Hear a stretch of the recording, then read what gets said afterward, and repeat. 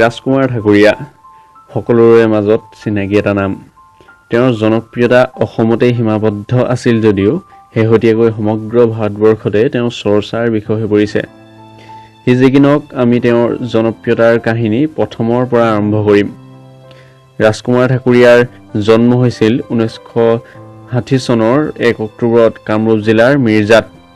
তেওঁ সৰুৰে পৰা গীত গাই আৰু অভিনয় কৰি ভাল পাইছিল।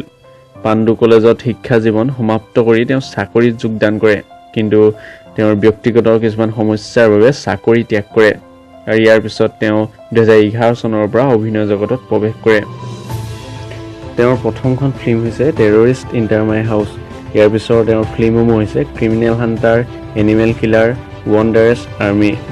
তেওঁ অভিনয় কৰা ফিল্মসমূহৰ সকলোখিনিয়ে তেওঁ নিজে লিখাৰ লগতে পৰিচালনা, নিৰ্মাণ আৰু নিজে ইউটিউবত মুক্তিও দিয়ে। ইয়াৰ উপৰি তেওঁৰ গীতসমূহো নিজে লিখাৰ উপৰিও নিজে কণ্ঠদানো কৰিছে।